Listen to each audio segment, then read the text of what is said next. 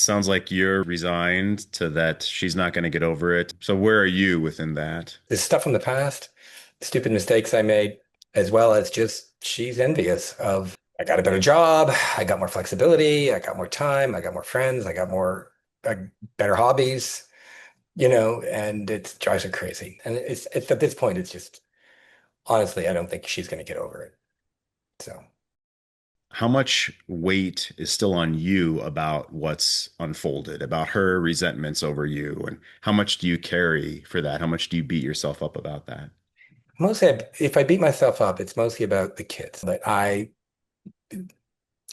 did some of it's my fault, some of it's not. Some of it, I mean, nothing, it's no capital B betrayals, anything like that. But there were many, many. I'm going to take up too much time and go into the details. But so I grant my own role in it, and I feel like, well, I kind of fucked my kids over by, you know, kind of setting in by acting in such a way that this is the result. And I see many ways in which I could have not done that. We're talking 10 years ago, 15 years ago, 4 years ago, 6 years ago, whatever. So that's where the kind of locus of my self, where I'm angry with myself. Wow, yeah, I fucked my kids over is pretty intense. It's pretty intense. Yeah, But it's a feeling you have. It's like if I had done things differently, we wouldn't be going through this, and then my kids wouldn't have to go through it. Personally, I can handle it, but they're completely innocent. And you know all of this. You've been talking to thousands of men, so you know very well that's a big, big part of the game is that your kids are completely innocent. And because you didn't handle yourself well at various points, this is where we are. yeah, I totally feel you. When you're telling the story, I'm thinking of my own experience as well. Like my son is 21 now, he's doing pretty darn well, but he had a hell of a time, got kicked out of pretty much every school he ever attended. We were in court multiple times when he was 15 and 16.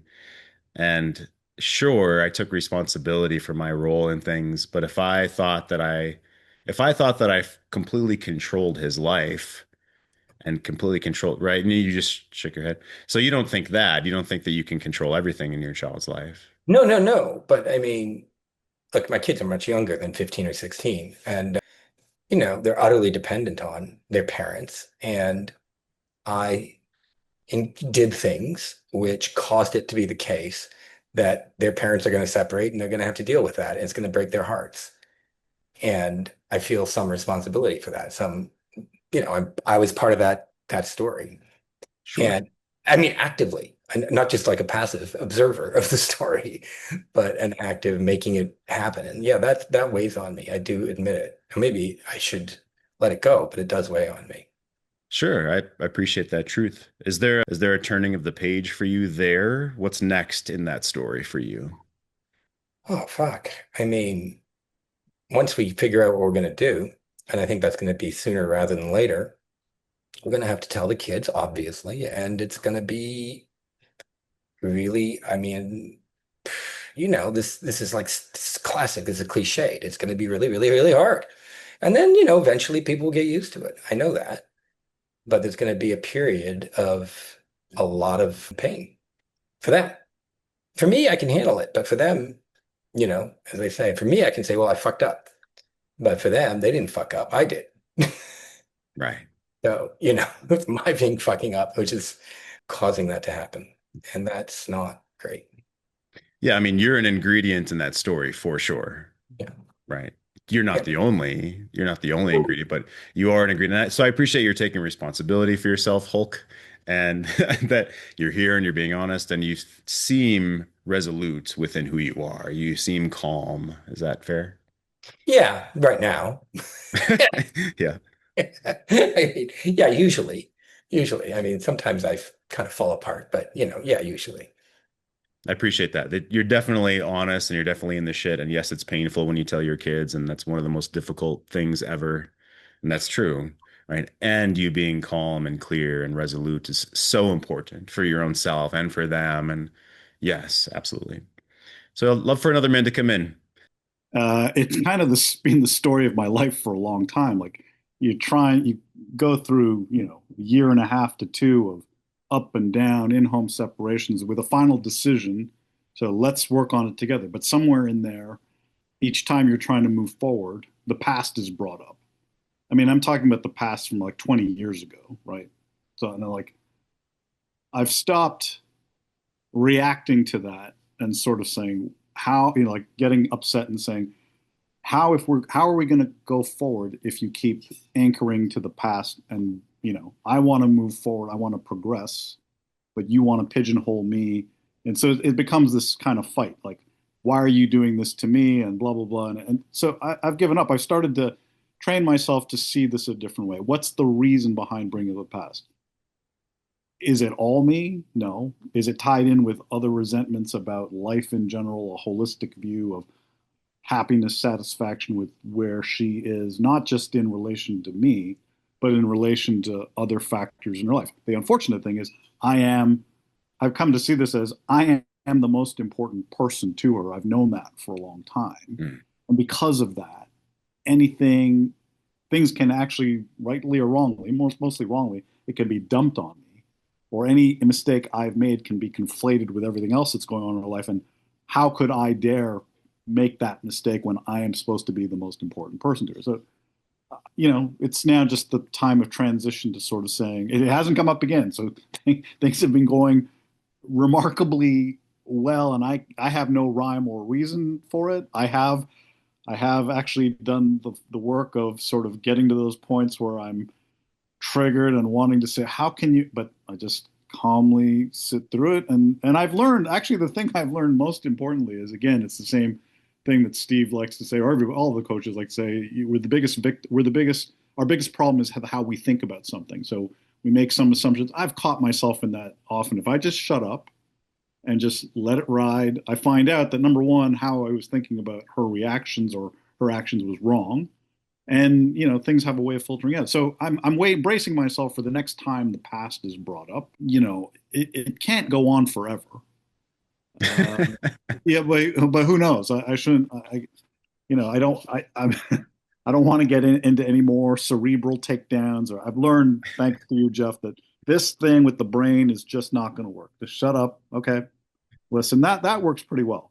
That's the only anchor I have, because our last conversation, I wouldn't even say I was 100% like solid in how I was listening. I made some mistakes, but at the end of that, there seemed to have been some real appreciation for the part that I did well, and they've moved on from that. That was like 3, 4 weeks ago, and it's been good. But why the past is brought up, it's not always a bit. Why do they keep doing this? I don't know. I'm not unique in this. There's some switch inside, or dissatisfaction, or it's midlife, or it's other things, other relationships, and you as the significant other end up being the dumping ground. So Yeah, someone could get stuck on something forever, and you are not, and she's not. And I give you both a lot of credit for that. There's definitely a rhyme. You said there's no rhyme or reason. You don't give yourself enough credit, bro. Like, there's definitely a rhyme and reason why things have gotten better within your own self and between the two of you. So it's the work, and it's the not fighting any longer, and it's the seeing things in a different way. So please give yourself some credit. And Cynthia, there's lots of different reasons that a woman might continue to bring up the past, whether to shame and manipulate, whether because she's just feeling bad and dumping on her partner, whether she's trying to covertly get him to change in some way. But in his spot, his wife is pretty aware of her own self, and she doesn't want to fight. She wants a good relationship. They've been building things together now phenomenally this calendar year. So why do you think, if she's not trying to change him necessarily consciously, or it's not malicious, why would she bring up the past again and again from 20 years ago? What do you think? Yeah, well, like you said, I mean, there can be a lot of different reasons.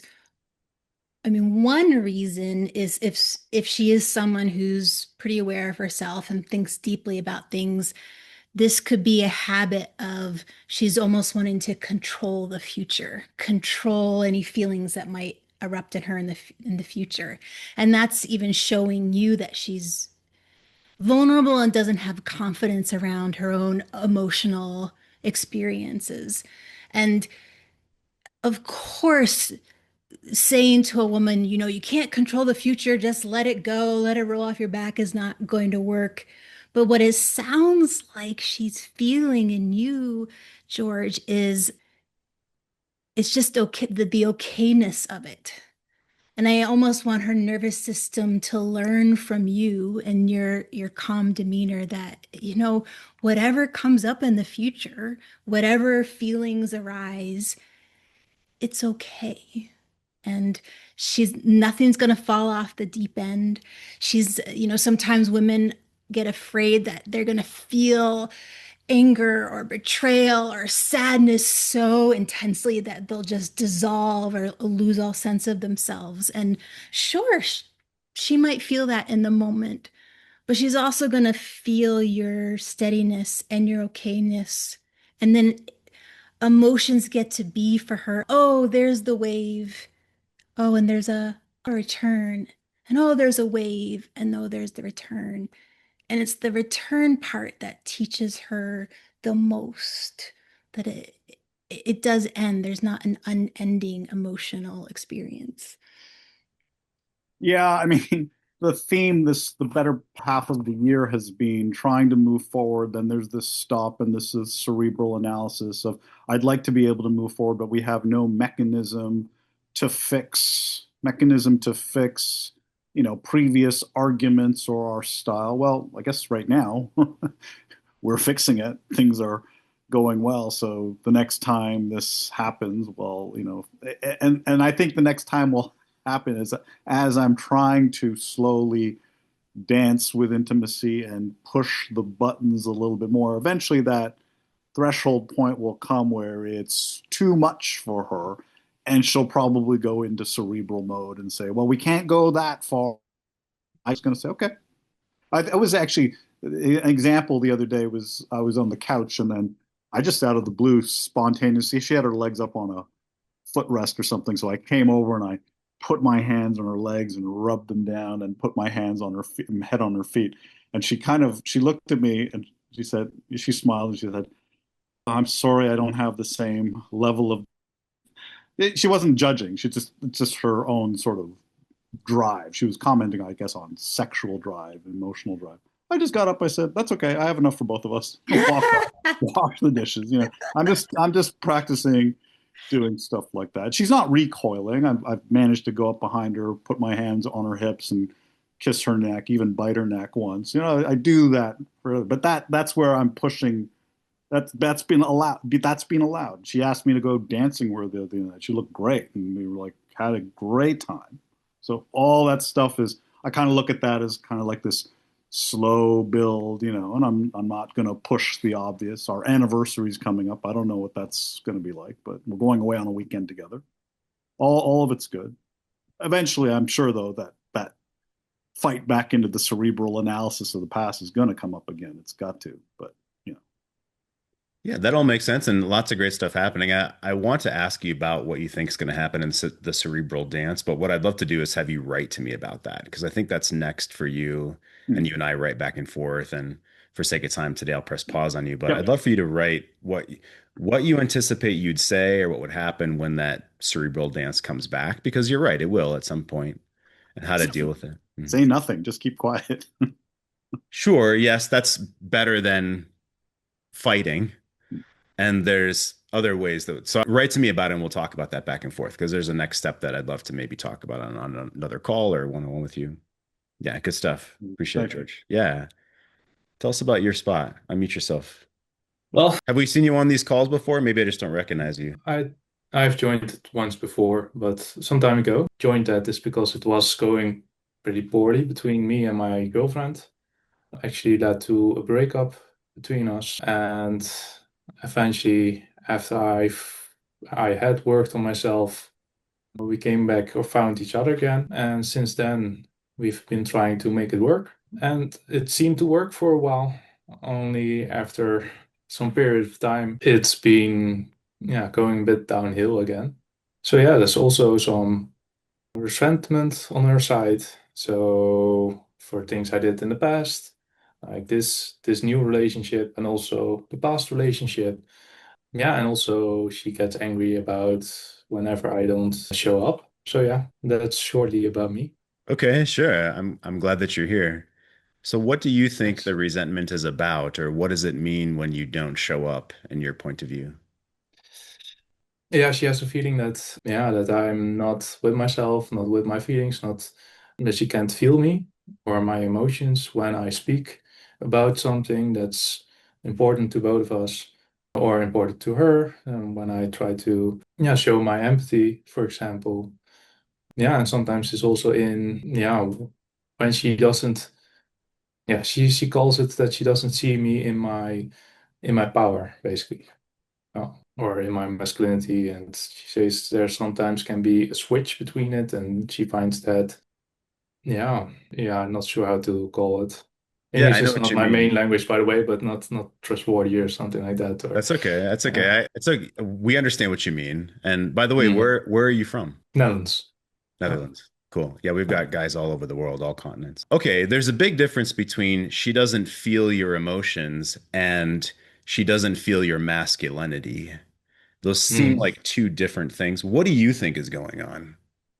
Yeah, it could be multiple things going on. I know that sometimes I'm have things that I don't have fully processed in myself, so that might cause me to not be connected with myself. I have a tendency to disconnect basically from those feelings if I don't, yeah, watch out for that. So that's one thing. I think Wait, that's actually might be one of the main causes that I'm not actually with my feelings, not taking my feelings seriously. And that's causing me to disconnect from myself. And from there, I'm feeling it's more difficult to connect with others. okay. Well, Um, what's funny is in the 2 minutes we've been talking, I've seen you smile. I saw you be embarrassed at the beginning. I saw mhm. you're self-aware, even though it's not English isn't your first language. So you seem fairly expressive to me, right? We've talked with thousands of guys. So you seem pretty expressive here with us, with me now, even though this is kind of putting you on the spot a little bit. So Yeah, what yeah, that's true. yeah. Yeah, and you're smiling now, you're laughing now. This is great. So, what question might you have, or where is the edge for you, would you say, in this work? Do you have a question that you'd want to learn? Sometimes I'm still, and I've been working on that, but I'm still looking to reconnect better with myself, to have more trust in myself or more confidence in myself. And sometimes also to just know, well, this is not something I can maybe fix right now. I need to take some time for it, come back later, or something like that. I think that might help me, but in the moment, that's hard to do. Yeah. Yeah. Where do you not trust yourself? I think it's partly because it went wrong between us a lot of times, and it's giving me the feeling that it might, yeah, go wrong again. I think that's something that happens.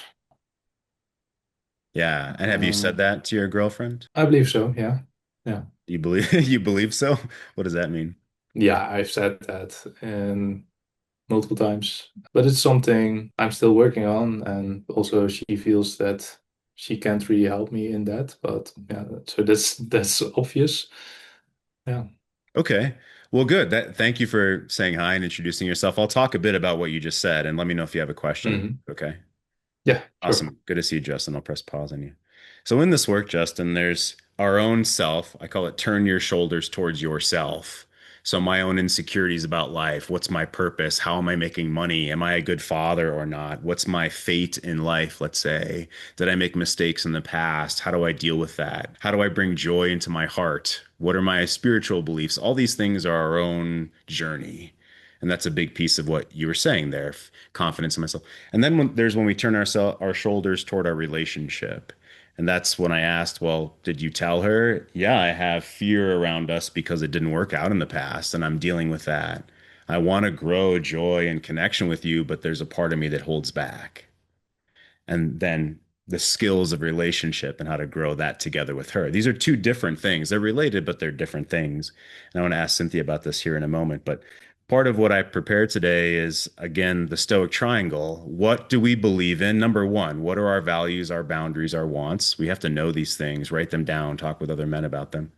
Number two is what can we control and what can we not control?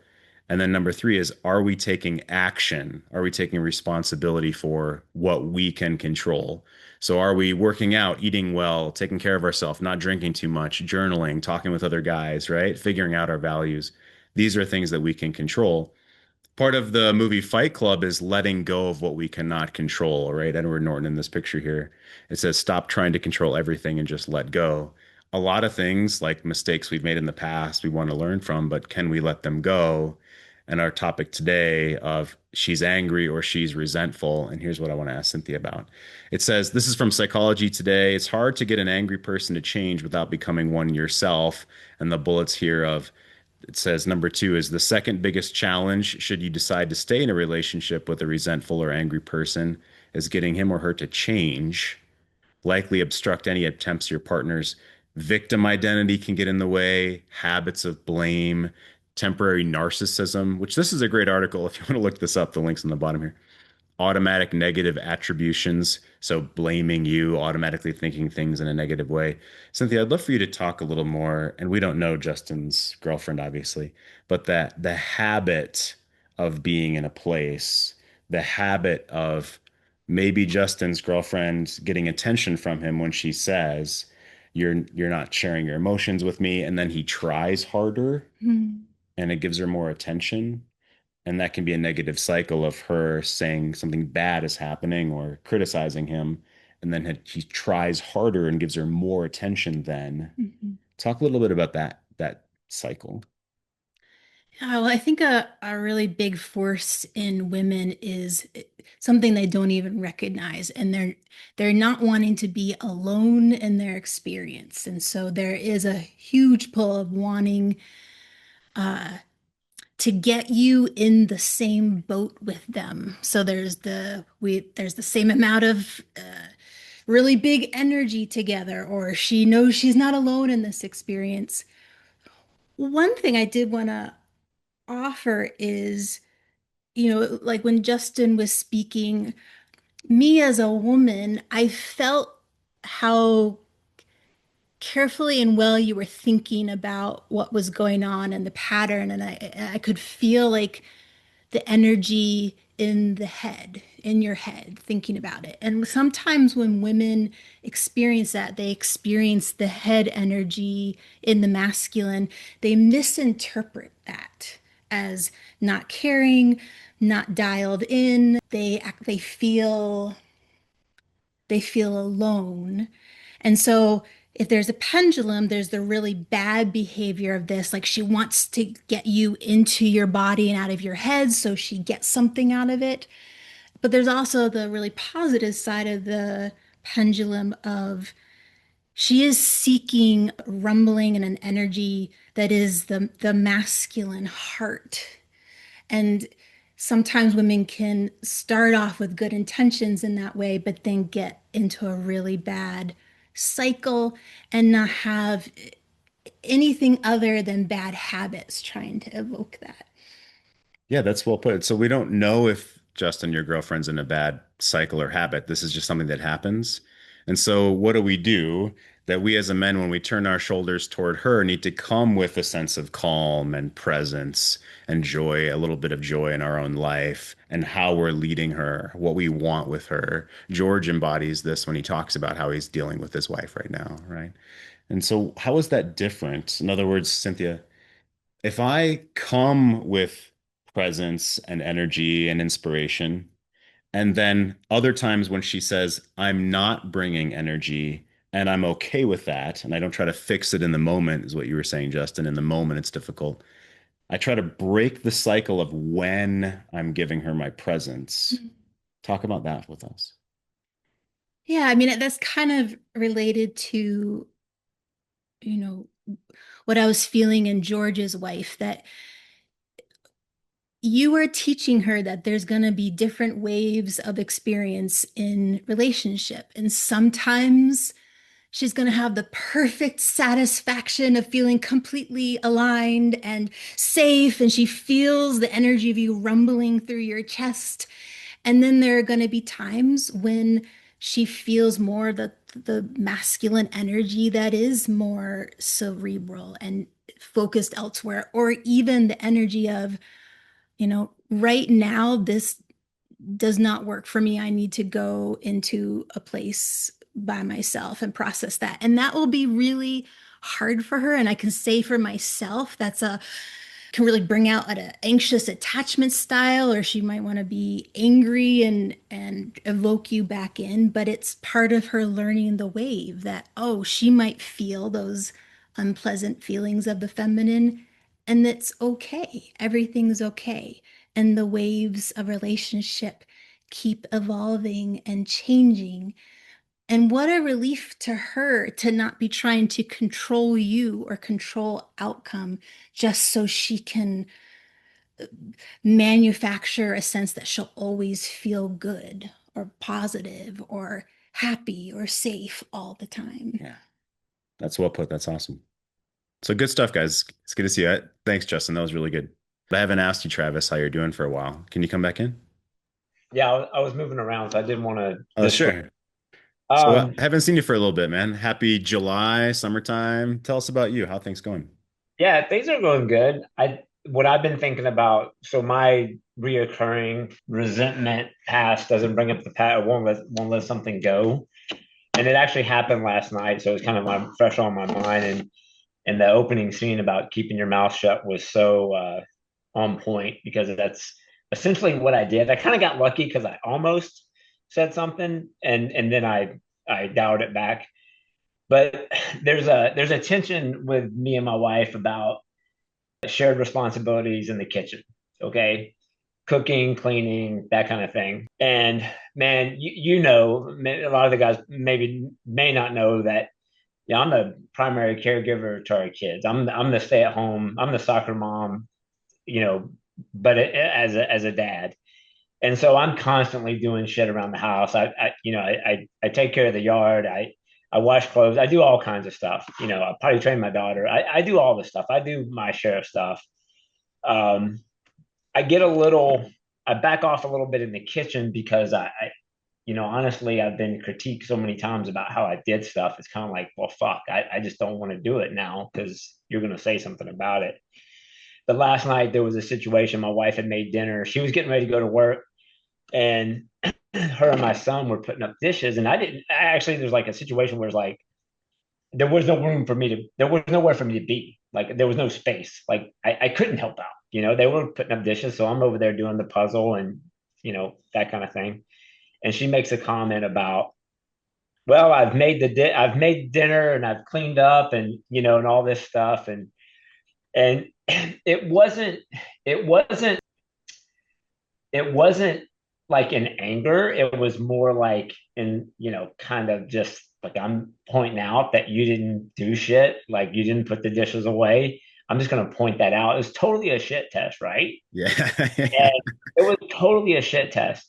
And I believe that shit tests come, that's a difference than being in an argument where you're going at each other and she's like, you never do nothing in the kitchen and all this, you never cook and blah blah blah. It wasn't like that at all. This wasn't going to end in a fight, but it was definitely a shit test. And I passed. I didn't. I just kind of kept doing the puzzle and and in my mind, it was like, yeah, but I do a lot of other stuff, and it. I don't get praise for it. I don't get you know you know recognition. It's just stuff that has to be done that gets done. She has her strengths. I have my strengths. I certainly have some weaknesses as well. Um, so that's the thing that that's our relationships in a 2.0 phase. I feel like, and so now that I have more confidence through doing this work, I can. I still fail shit tests from time to time. I do. I'll be honest with you. I still have the little boy. The little boy drives the bus every now and then, and but it's a lot less often. And just like something like that in the past would derail my whole night, and just I would fixate on it. I'd go to bed mad or I'd go to bed hurt. Mm. It was just a blip on the radar in the evening. Nice. Yeah. And she went to work, and me and the kids watched the home run derby, and I did my yoga, and everybody went to bed happy. Nobody was crying. And so that's where, hearing all the other men talk, and that's why I continue to come to these meetings to hear the parallel stories, and I think it takes there's a lot of validation that I get from you guys that you don't even realize just hearing your talk and hearing your stories. And I appreciate that. That's why I keep showing up to these things. Awesome, Travis. Yeah, it's good to see you. So imagine you from 2 years ago or another man that's thinking, how the hell do you do that? How do you just set it aside like that? What's the thought process or how do you think about it differently? Well, I'd be honest, maybe 2 years ago, I might have had a few drinks in me, right? And so the little boy would have been driving the bus and drinking. And that just throws a whole level of difficulty on relationships.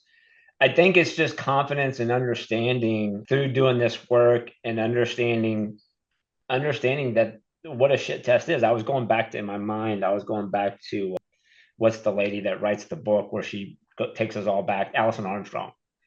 I was going back to her, and I kind of I don't want to put words in Cynthia's mouth, but I kind of what you said in the opening, where I kind of it kind of reminded me of the way Allison put it, where like the feminine is always kind of testing for that security, Mm.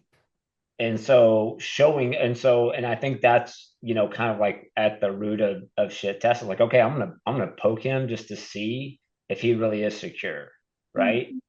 And I think just understanding that, period. Like that's a piece of knowledge that I did not have even well, probably about a year ago at this point, right? Like I didn't have that knowledge. Nobody had given me, it's everything that's talked about and what's the guy, good guy, good guy syndrome. I was living under that philosophy for 48 years. And Yeah. so like once you kind of like discover this wealth of knowledge and understand, what Allison's talking about in that testing of that security, it changes it's like it connects a different synapses in your brain. You're like, oh, okay, she's just testing me. That she's the shit test is just a test to see if I can stay calm. And like I said, I do fail. I mean, honestly, I fail often, because when I'm not being bombarded in every different direction, I can focus and I can have that peace of mind and be present in the moment. But every now and then I'll get, too much input. It's the kids yelling, I'm driving the car, she says something, and it's like I have no other space Mm. to absorb this. And so I'm just gonna react with anger and fail the shit test. So it's man, so it's just like a little bit of conditioning, right? It's we still fail. I still fight with my wife from time to time. I still bark back at her from time to time, but it's just understanding it, continuing and staying in it, right? Like I kind of got out of this work for actually during baseball season, but little league season. Honestly, little league season took it out of me. But I'm kind of back in the work now. I'm kind of back in my kingly practice in the morning, right? Meditating, doing my yoga, whatever, reading, staying present in this stuff is important. Mm. Awesome. That's well said. What would you add to what Travis was saying about the feminine desire to feel safe and the underlying heart calling between feminine and masculine with what he was saying? Oh, Travis, everything that you said was so spot on, and I so appreciate the human element of that too, and that there's never perfection. I'll also say that insecurity that a woman is constantly seeking out in partnership, there's also the part of her that's the insecurity of her in herself. And so a lot of times a woman thinks that a job is going to cover up all insecurity. If she makes a certain amount of money, she'll never feel insecure. And so I really appreciate your deftness with there can be probably both of that at the same time. She's testing security relationship, but also trying to not feel insecure about herself. And your ability to sculpt that energy and sidestep is, I just am so grateful. And how lucky is she? Like, she gets to experience that in relationship with you. post your questions in the comments below. Also, go up to our video details. We have an online training course. It's all about turning your marriage around. Here's some takeaways for today. She's angry and won't let it go. Well, number one, when you turn your shoulders toward your own self, is there something that I'm neglecting within my own self that's holding you back from feeling fulfilled or valuable within your own life, regardless of her? Is there something that I know that I'm neglecting? Whether Travis had mentioned maybe I'm drinking too much, or maybe I'm turning myself away from my emotions. Is there something I'm neglecting within my own self? Number two, what's mine to own and what's hers to own? Of course, we don't control her. We don't control her emotions. You can affect her, you can influence her, but you can't control her, of course, and you wouldn't want to, right? So, what's mine to own and what's hers to own is an important question to ask yourself. And then for you, what's the next best action I can take? Whether you know what that is, or it's to pick up a book or go for a walk outside, listen to some great music, email us, ask a question on the next call. What's the next best action that I can take? Cynthia, what would you say of what you've seen from these guys here today, the version 2.0 of marriage that they're in? And some of them, I think some of you guys aren't giving yourself enough credit for the work that you've been doing and continue to do. What did you see today from the guys? Yeah, I think especially the the number two, just witnessing in men like you that there is the mindset of what's mine to own and then what's hers to own. And I really appreciate the bothness of that, and even the masculine eye, the kingly eye you have on that, because I can feel the heart of masculinity that's not about how is she messing up? You're just looking at the playing field, looking at the battlefield for what it is, looking at the forest for what it is, and what's the best way to lead and step through this. And again, the women in your lives probably aren't aware of that, how adept you're being at that. But what they do get to experience on the other side is the emotional experience of a man who is willing to walk through the trees, is willing to not get thrown off by whatever storm she brings. And we talk about security in her heart. That's what she gets to feel. Awesome. Good stuff. Good to see you guys. Love seeing you here. See you next time. Thanks, Cynthia. Yeah, thanks. Bye, guys. See you next time.